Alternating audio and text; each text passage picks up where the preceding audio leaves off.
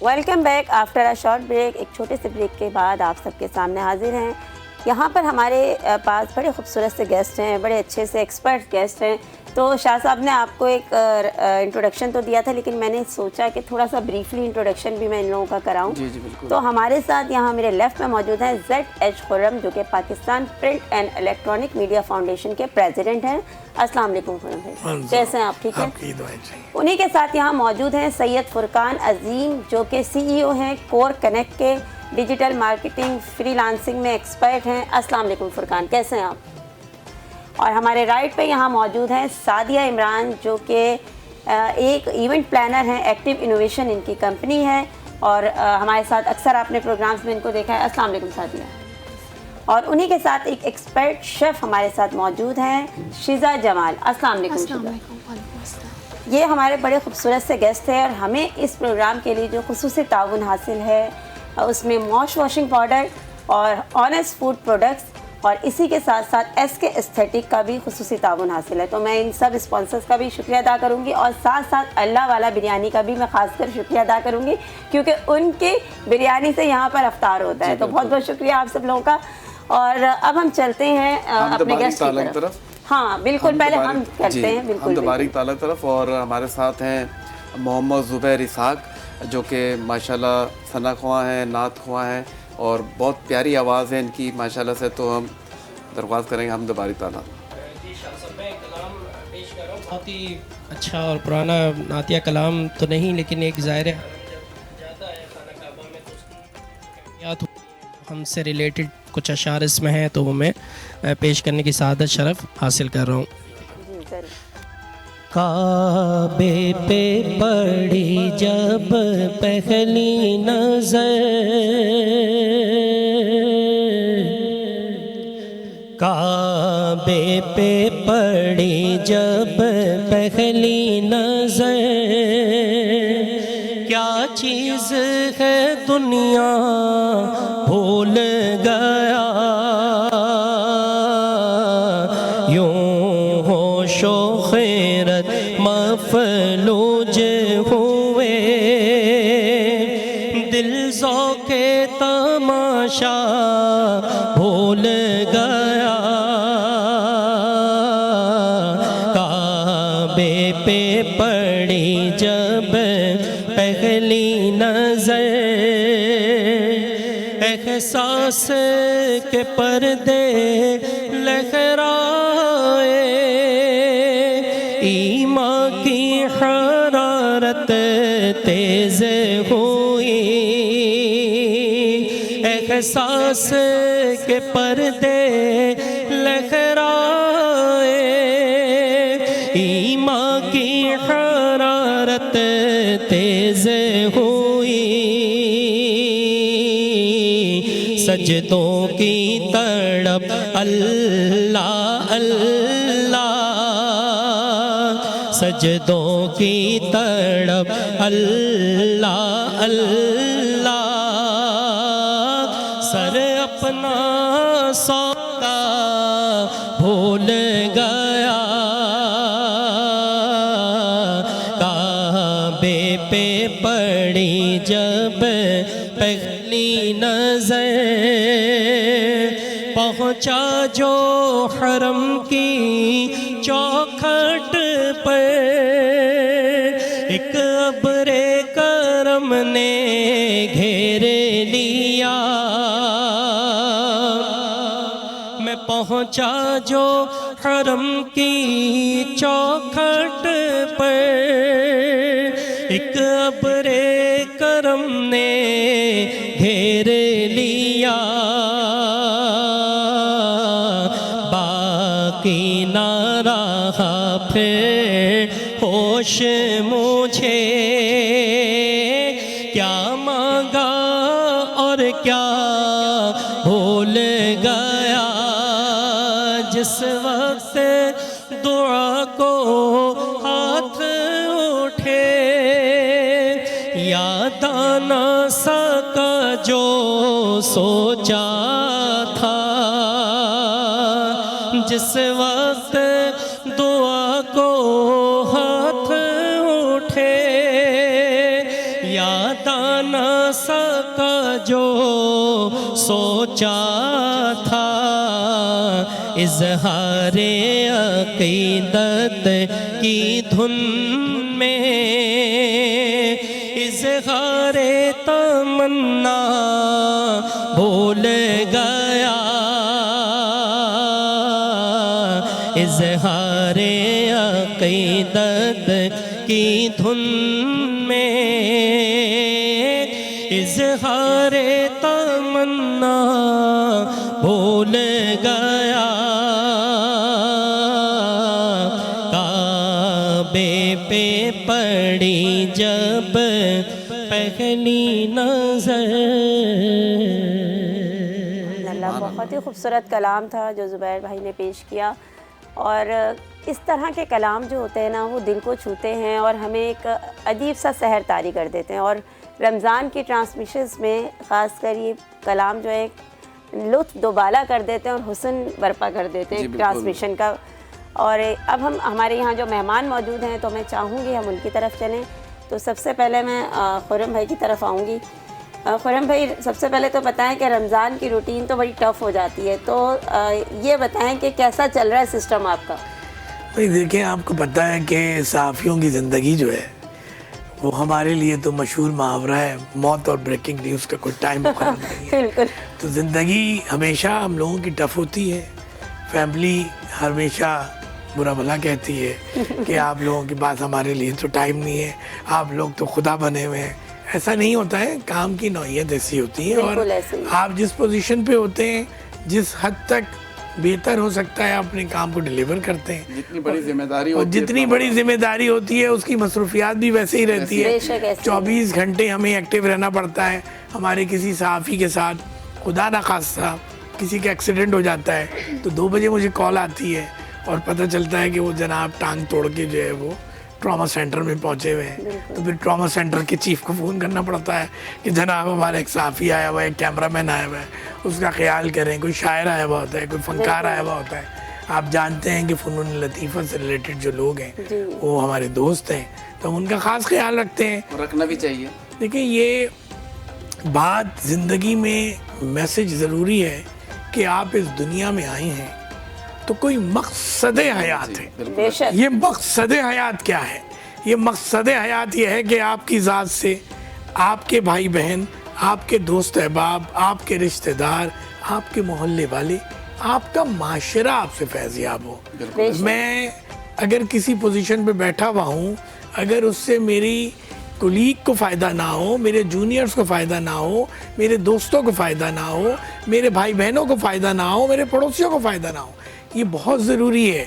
आप कट के नहीं निकल सकते। कई ऐसे लोग हैं जो पोजीशन आ जाती है तो लोगों के फ़ोन नहीं रिसीव करते, दोस्तियाँ चेंज कर लेते हैं, कट के निकलने की कोशिश। बुरे वक्त में जो साथ हो तो मतलब देखिए, ये बहुत अहम बात है। जो शख्स आपके बुरे वक्त का दोस्त है तो अच्छे वक्त में भी आप उसको साथ रखें। तो ये बात आपके अमल से पता चलती है। मौला अली फरमा रहे हैं कि गुफ्तगू न करो, तुम्हारा अमल बताए कि तुम कौन हो।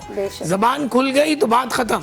आपका अमल बताए। कोई भी शख्स है, वो क्रिश्चियन हो, हिंदू हो, सिख हो, पारसी हो, बहाई हो, इस्माइली हो, मुस्लिम हो, वो आपके अमल से पता चलना चाहिए। आपका अमल, नबी करीम सल्लल्लाहु अलैहि वसल्लम ने कहा है कि दुनिया में सबसे बड़ा जो रिश्ता है वो इंसानियत का है। तो ये ज़बानी जमा खर्च नहीं है। आप अपने अमल से बताएं कि आप उस नबी के मानने वाले हैं, वो उम्मती हैं जिसके फ़लसफ़े पे नबी का फ़लसफ़ा है। बिल्कुल, बहुत खूबसूरत बात की है। और मैं भी अक्सर, मुझे घर में पूछा जाता है कि आपने आज जाना है या क्या, तो मैं कहती हूँ ये भाई फ़ौज की नौकरी है, कुछ पता नहीं होता। ऐसे ही फुरकान की तरफ आते हैं। फुरकान थोड़ा सा अपने बारे में बताएगा। फुरकान जो है वो आज की जो लेटेस्ट टेक्नोलॉजी कह लें या लेटेस्ट एजुकेशन कह लें, ई कॉमर्स पे आजकल आपको पता काम हो रहा है, डिजिटल मार्केटिंग पे काम हो रहा है, तो माशाल्लाह से आपका ताल्लुक उसी फील्ड से। थोड़ा सा तारुफ कराएगा कि किस तरीके से आपने स्टार्ट किया। फुरकान का एक तारुफ और भी है, इनके साथ एक बड़ा अच्छा नाम भी जुड़ा हुआ है। मैं चाहूँगी फुरकान वो भी खुद बताएं। जी फुरकान, थैंक यू सबसे पहले इनवाइट करने के लिए। और मैं जो बेसिकली डिफरेंट यूनिवर्सिटीज़ में एज अ ट्रेनर पढ़ा रहा हूँ डिजिटल मार्केटिंग माशाल्लाह। और उसके अलावा ये है कि जब ये फील्ड चूज़ की थी तो हम यही समझे थे कि अब कोविड आ गया तो सारी चीज़ें ख़त्म हो जाएंगी, लेकिन जहाँ उसके नेगेटिव थे और पॉजिटिव ये थे कि लोगों को समझ आया कि डिजिटली भी हम काम कर सकते हैं, या यूनिवर्सिटीज़ ने हमें एक्सेप्ट किया ख़ास तौर पे। तो मैं जो हूँ वो मोर देन 35 यूनिवर्सिटीज़ जा चुका हूँ कराची की, माशाल्लाह। Training, seminar, sessions. उसके अलावा 3 यूनिवर्सिटीज़ में एज अ विजिटिंग फैकल्टी पढ़ा रहा हूँ, और कुछ गवर्नमेंट के साथ भी एसोसिएटेड हूँ, गवर्नमेंट के कुछ प्रोग्राम्स हैं वहाँ पे उम्र भी। तो नहीं लगती थी? यही मैं कह रही, इतनी सी उम्र में इतना सारा काम। माशाल्लाह, अच्छी अचीवमेंट है आपकी। असल में जब हमने स्टार्ट किया था ना, तो हमें यही चीज़ थोड़ी समझ आ गई थी कि आपसे जो 10 साल बड़ा है ना, उसको थोड़ी सी मेंटरशिप में ज़्यादा अपने कंसीडर करें। जो आपसे छोटा है वो थोड़ा सा इनमेच्योर होगा, आपको चीज़ों को समझेगा नहीं। तो मेरा सबसे छोटा दोस्त भी है, मुझसे 6 साल बड़ा है। तो इससे फ़ायदा ये हुआ कि आप सही टाइम पर सही चीज़ करने के लिए सही हो गए। जब हम ग्रेजुएट हो रहे थे तो ग्रेजुएशन के वक्त जो हमारी क्लास में लोग थे वो इन सर्टन स्ट्रगलिंग की तरफ थे। हम पहले सेमेस्टर में उसी यूनिवर्सिटी में एज अ गेस्ट स्पीकर चले गए थे। तो ये चीज़ थी कि हमने टाइम को वैल्यू समझा, उस चीज़ को अवेल किया। फिर उसके बाद ये होता है कि फिर अल्लाह आपको नवाज देता है जब आप सही चीज़ करते हैं ना, सही काम पे। ट्रैक सही हो आपका, तो ट्रैक सही हो और फिर आपकी मेंटरशिप भी अच्छी हो, तो फिर कहीं ना कहीं से आपका सिलसिला बन जाता है। तो मीनवाइल डिजिटल मार्केटिंग में काम कर रहा हूँ और अपने आप को थोड़ा सा सेटन, अब जब 5 इयर्स हो गए इस फील्ड में काम करते हुए, as a trainer, as a consultant, फिर डिफरेंट जगहों पर पढ़ाते हुए, तो अब मैं कॉर्पोरेट की तरफ भी आया हूँ। अच्छा रिस्पॉन्स आया तो corporate training, stress management, time management, critical thinking पे भी काम शुरू कर दिया है। जबरदस्त, बहुत अच्छे अचीवमेंट्स हैं और बड़ी थोड़ा कम उम्र टॉपिक की में। तरफ भी अगर हम आ जाए ना, कि देखें आप माशाल्लाह मेहनत कर रहे हैं, रिस्क हलाल कमा रहे हैं आप, तो ज़्यादा पैसा कमाना ही जो है वो क्या बरकत है, या उसमें आप किस तरीके से जो है रिस्क हलाल कमाते हैं? इसमें आप कहीं ना कहीं तो ज़कात और जो भी डोनेशन वगैरह निकाल रहे होते हैं, इससे बरकत होती है काम के अंदर?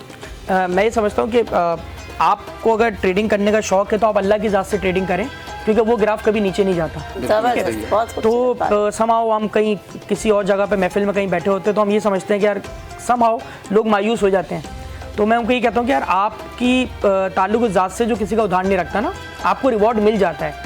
तो आप जो भी काम करें, जाहिर है उसमें आप एक सर्टेन, रमज़ान में नहीं वैसे भी अपनी लाइफ में समझें कि यार जो देने वाली ज़ात है वो जब वो सोच के मुझे नहीं दे रही तो मैं उसके जो बंदे हैं उनको देते हुए क्यों सोचूं। ठीक है, जब देने वाला जो ऊपर से आ रहा हो तो फिर बांटने में भी अच्छा लगता है। तो ये चीज़ हमारी नॉर्मल 12 महीनों में भी एक्टिविटी रहती है, रमज़ान के अलावा भी। उसकी वजह ये है कि मेरा काम है बोलने वाला, रमज़ानों में भी ख़ास तौर पर बोलने वाला काम है, पब्लिक स्पीकिंग का, पढ़ाने का। तो ये सम टाइम ऐसा होता है कि मैं ये सोचता हूँ कि ये सोसाइटी कॉन्ट्रीब्यूशन है मेरी, कि अगर अल्लाह ने एक सलाहियत दी है तो आपका वो फ़र्ज़ है आप उनको बताएं जिनको नहीं पता। तो मैं इस नियत से ये काम कर रहा होता हूँ, क्योंकि समहाउ कुछ लोग जो होते हैं ना, वो उनको बहुत सारी चीज़ें अल्लाह ने नवाजी होती हैं लेकिन वो बात नहीं कर पाते, या वो सोसाइटी कंट्रीब्यूट नहीं कर पाते। तो सोसाइटी कंट्रीब्यूशन ज़रूरी है, ज़रूरी है ये ना, मतलब ज़रूरी नहीं है कि आप किसी भी चीज़ में हो, किसी भी शोबे में हो, आपका सोसाइटी कंट्रीब्यूशन होना ज़रूरी है। जी बिल्कुल सही है। हम आते हैं दोबारा आपकी तरफ आएंगे खुर्रम साहब। तो हमारा जो आज का टॉपिक है, रिस्क में बरकत कैसे हो सकती है। कुछ लोग तो जो है ना पैसों को बरकत समझते हैं कि पैसा आ रहा है जी बरकत हो रही है, तो इस पर थोड़ी सी आपकी रोशनी में चाहूँगा। देखिए, रिस्क जो है लोग सिर्फ पैसों को रिस्क समझते हैं। अच्छा दोस्त भी रिस्क है, अच्छी औलाद भी रिस्क है, और जो आपकी लाइफ पार्टनर है वो भी रिस्क है, इवन जो आपका पड़ोसी है वो भी रिस्क है। आप अपने अमल से देखिए, इम्पोर्टेंट बात यह है कि आपका अमल ऐसा होना चाहिए कि आपकी वजह से लोग आपके माँ बाप से दोस्ती करना एजाज समझे, आपके भाई बहनों से दोस्ती करना एजाज समझे, आपके दोस्तों से दोस्ती करना एजाज समझे, आपके पड़ोसियों से दोस्ती करना एजाज समझे। जो रिस्क है, ये रिस्क की बहुत सारी शिरकें हैं। ये आप इसको इस तरीके से भी ले सकते हैं, जो हम मुख्तलिफ जगहों पे एज अ स्पीकर जाते हैं। मुझे अक्सर लोग कहते हैं यार खुर्रम भाई आपने फलां जगह जो पढ़ाया पैसे तो लिए नहीं। अच्छा, क्योंकि मेरे उस्तादों ने, मेरे घर ने मेरी ज़िंदगी में तरबियत ऐसी की है, मेरे लिए पैसा पोजीशन कभी मैटर नहीं करा। तो ज़िंदगी में अगर आपके पैसा और पोजीशन मैटर नहीं करता, इखलाक, तहजीब, रवादारी, कमिटमेंट मैटर करता है। आपके सोचने का स्टाइल डिफरेंट होता है, आपके काम करने का स्टाइल डिफरेंट होता है। बहुत सारे काम आप बिल्डोज करके बोलते हैं, खैर है यार जितनी देर मुझे समझाने में लगे उतनी कम टाइम में तो मैं काम कर लूँगा। तो आप ये समझें कि माशरे में एक ये भी मोटिवेशन होती है कि आप लोगों को बता रहे हैं, एक शख्स है जो आपका एम्प्लॉय है, अगर वो काम नहीं करेगा तो यकीनन लोग तो आपको बुरा भला करेंगे, तो आप उसको बुरा भला कहने से बेहतर आप वो काम कर लें, उसको एक मोटिवेशन जाएगी कि जनाब ये तो सैलरी मुझे दे रहा है शख्स, उसके बावजूद इसने मुझे दरख्वास्त की, मैंने काम नहीं किया, इसने गाली गलौज कुछ नहीं की, इसने वो काम कर दिया। बिल्कुल। तो आप ये समझिए कि जहाँ भी आप रहें, जिस पोजीशन पे भी रहें, सबसे पहले आप अपने नीचे वालों का ख्याल करें। ये नहीं कि आप जो है फिरौन बन जाए, गर्दन में तकब्बुर आ जाए और लोगों की इज्जत नफ्स मजरू करें। तो रिस्क बहुत सारे तरीक़े के हैं जिसमें इंसान का अखलाक भी है। दुनिया में सबसे इम्पोर्टेंट चीज़ है ना, वो आपका अखलाक है। बिल्कुल। मैं PhD आदमी हूँ लेकिन बद अखलाक आदमी हूँ, तो लोग बोलेंगे बदतमीज़ आदमी है ये। मेरा अखलाक अच्छा है, मैं मैट्रिक पास हूँ, लोग मेरी तारीफ करेंगे। और दीन में अखलाक का तो बहुत सबसे पहला पॉइंट अखलाक का है। एक शख्स है जो आपको जानता ही नहीं है कि आप मुस्लिम हैं, क्रिश्चियन हैं, हिंदू हैं, किस जबान के हैं, किस लैंग्वेज के हैं, उसका पहला इंट्रैक्शन जो होता है अखलाक, वो अखलाक है। बिल्कुल ऐसा ही है। बड़ी खूबसूरत बात की है खुरम भाई ने, क्योंकि रिस्क जो है वो हर एक की ज़ात से जुड़ा हुआ है। अब तय आपने खुद करना है कि हमें रिस्क हलाल चाहिए या रिस्क हराम चाहिए, और फिर अगर रिस्क हलाल चाहिए तो इसके लिए एफर्ट कैसी करनी है, इसके लिए हमने डिलीवर क्या करना है, इसके लिए हमने कंट्रीब्यूशन क्या करना है, और इसके लिए हमने स्ट्रेटजी क्या यूज़ करनी है। तो ये सारी चीज़ें बड़ी इंपॉर्टेंट होती हैं और बड़ा मैटर करती हैं। और यही सवाल हम सादिया की तरफ भी लेके जाएंगे कि आप क्या समझते हैं, क्योंकि आजकल इतना टफ टाइम है, लोग सिर्फ कमाने की रेस में भाग रहे हैं, रिस्क हलाल और रिस्क हराम की तमीज़ ख़त्म हो चुकी है। तो आप क्या समझती हैं कि इसको कैसे परसू किया जा सकता है माशरे में? देखिए, वही बात तरबियत पे ही आ जाती है कि अगर बचपन से हम बच्चों को ट्रेनिंग दें कि क्या सही है और क्या गलत है, तो फिर ये चीज़ तो बड़े होके बताने वाली है ही नहीं। बिल्कुल। ये बहुत छोटी उम्र से ही हलाल हराम की चीज़ें बताने की है, उससे बच्चों के अंदर ऐसी बिल्डअप हो जाती हैं आदतें कि वो कभी उस तरफ जाने का सोचते भी नहीं। अभी जिस माशरे में हम रह रहे हैं उसमें तो पता ही नहीं है कि कहाँ से पैसे आ रहे हैं। एक शख्स कुछ है, कल कुछ है, परसों कुछ है और उड़ने लगा, पता ही नहीं चल रहा, और उसको लोग इंस्पायर हो रहे हैं, दुनिया वाले उसको। बिल्कुल। लेकिन हमारा जो दीन कहता है कि आप देखें, सोचें कि यार हलाल रिस्क में इतनी तेज़ी से स्टेप्स हैं, वन बाय वन दूसरा एफर्ट्स नजर आ रही होती हैं, किसी भी शख्स की एफर्ट्स नजर आती हैं कि उसने कितना वर्किंग की है, कितना आउटपुट उसको मिला है। तो ये सब चीज़ें मैटर करती हैं। हमारे साथ यहाँ शेफ़ शिजा जमाल मौजूद हैं, क्योंकि ये बड़ी एक्सपर्ट शेफ़ हैं। तो सबसे पहले तो मैं पूछूंगी इनसे कि आप अपनी थोड़ा सा प्रोफाइल हमारे नाजरीन को भी बताएं। पहले तो thank you so much show पर बुलाने के लिए।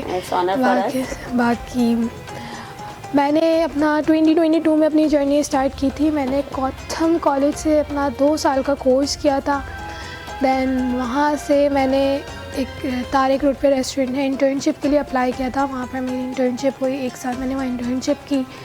दैन मैंने गुलशन इकबाल में एक रेस्टोरेंट की ओपनिंग करवाई, माशाल्लाह। दैन उसके बाद मैंने इंटरनेशनल रेस्टोरेंट, अमेरिकन रेस्टोरेंट है I hope international house of pancake, वहाँ पर एज अ कॉमी 2 ज्वाइन किया था। देन वहाँ पे मेरी डेफिनेटली ग्रो अप हुई, कॉमी 1 पे आई, फिर वहाँ पर मैं प्रेप को लीड करने लगी। अच्छा, माशाल्लाह। देन उसके बाद मैं लाइन में आ गई। देन फिर लाइन में काम करती थी, प्रेप को लीड करती थी।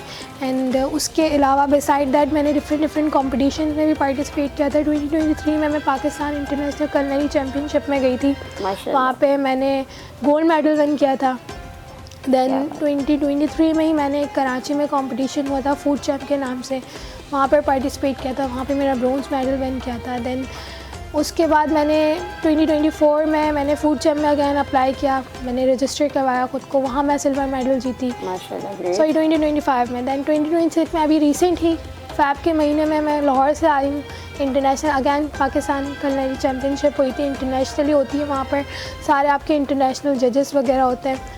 तो वहाँ पर मैंने 3 कैटेगरीज में पार्टिसिपेट किया था, अल्हम्दुलिल्लाह गोल्ड, सिल्वर, ब्रोंज तीनों मेडल। दैट्स ग्रेट, माशाल्लाह माशाल्लाह। देखिए, ये है पाकिस्तान के फेसेस जिन पे हमें फ़ख्र है और हमारी बिल्कुल बहुत बड़ी बात है कि अपना नाम मनवाना किसी फील्ड में। और मुझे भी आपकी एज भी कोई इतनी ज़्यादा नहीं लग रही, तो ये यंगस्टर जो है ना, लग रहा है ये आने वाले जो यंगस्टर है ना, ये हमारी वाली जनरेशन से बहुत आगे जाएंगे। मैं यही कहूँगा कि हमारी जो यूथ है ना, मैं हमेशा कहता हूँ, हर फोरम पे कहता हूँ कि हमारी यूथ में इतना टैलेंट है। बेशक बेशक। शर्त है कि हमारी जो गवर्नमेंट है, हमारी जो NGOs हैं, जो हमारे कॉरपोरेट लेवल के लोग हैं, उनको चाहिए कि इनको इनकरेज करें, आगे लेकर आएँ।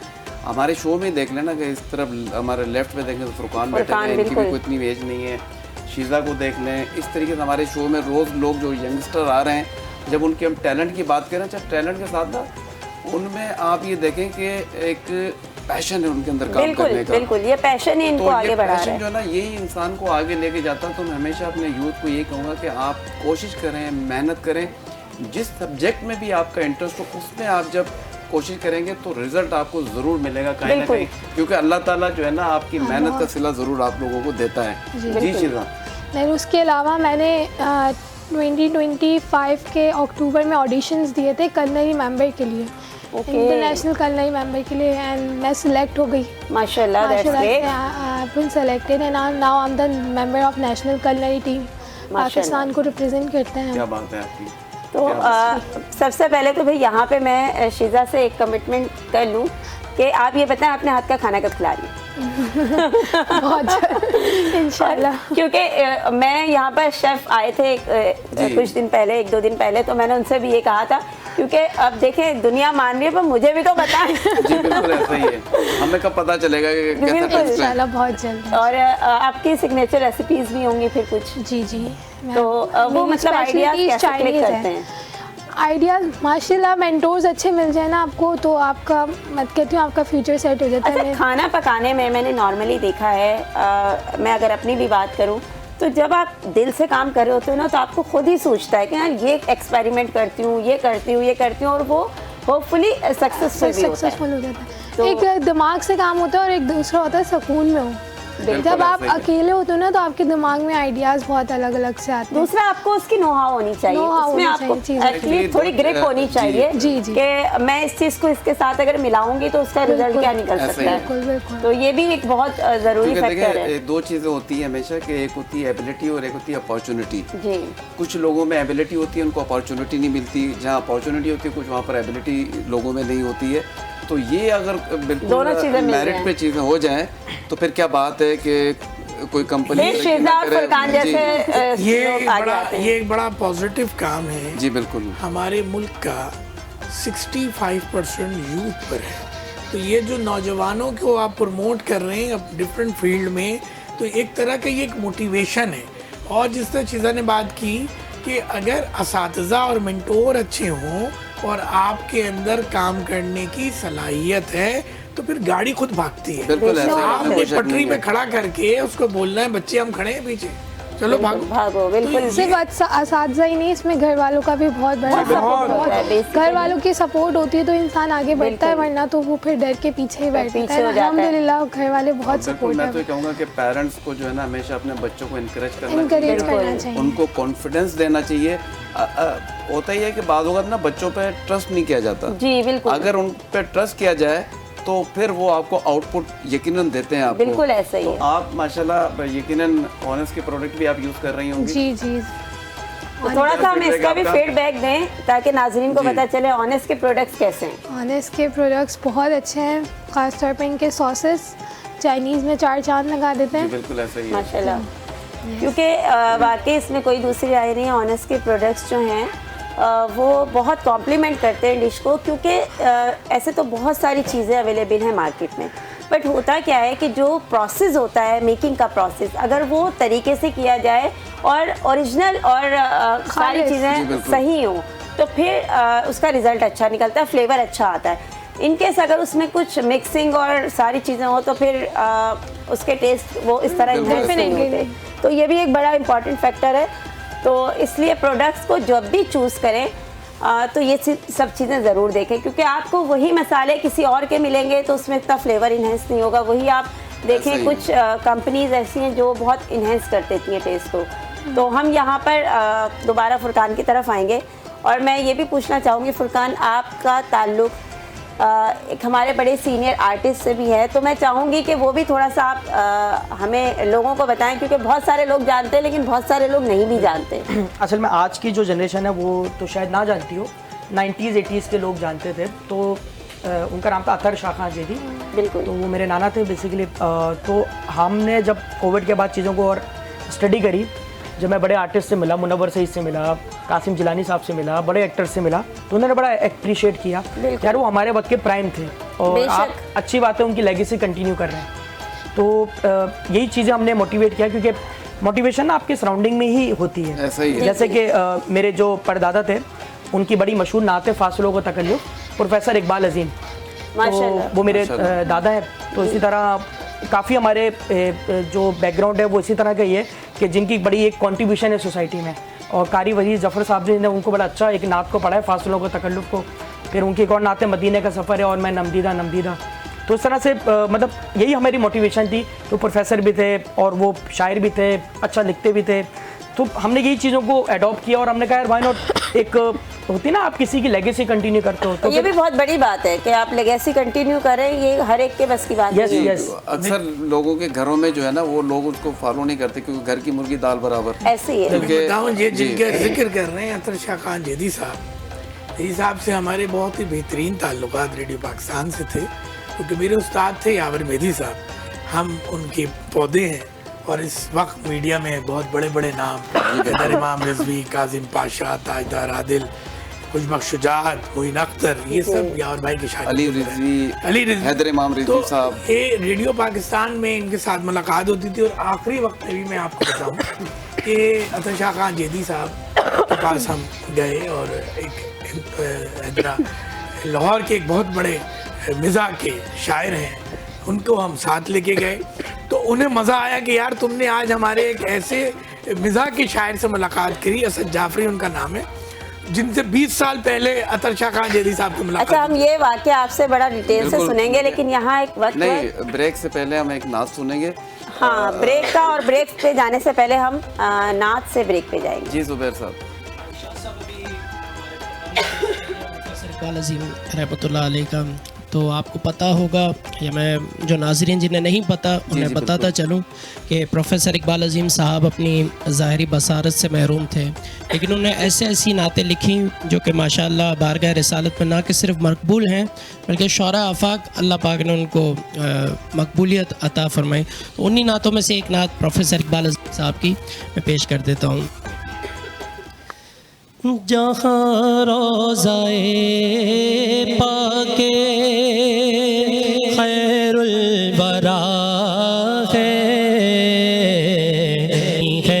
तो फिर और क्या है, मोहम्मद की अज़मत को क्या पूछते हो कि वो साहिबे काबा कौसैन ठहरे, कौसैन ठहरे, बशर की सरे अर्श मेहमान नवाज़ी, बशर की सरे अर्श मेहमान नवाज़ी,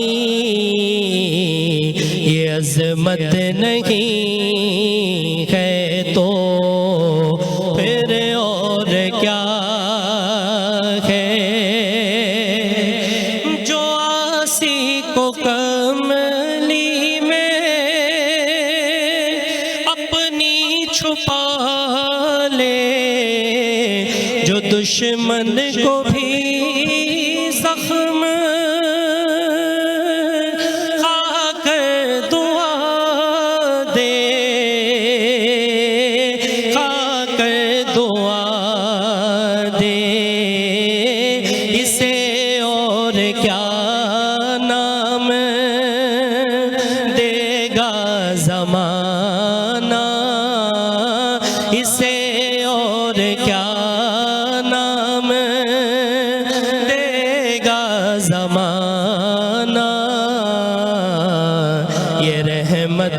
नहीं है तो फिर और क्या है।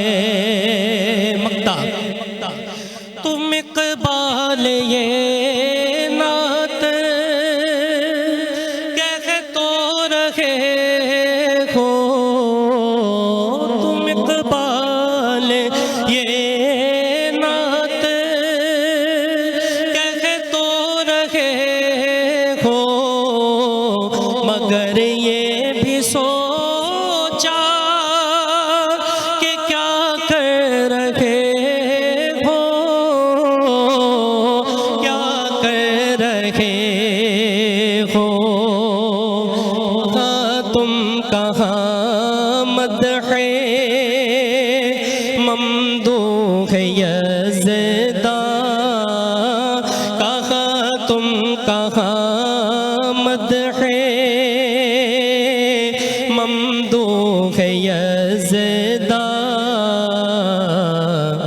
ये जुर्रत नहीं है तो फिर और क्या है।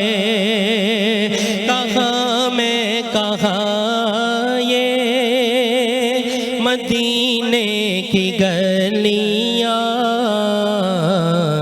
ये किस्मत नहीं है तो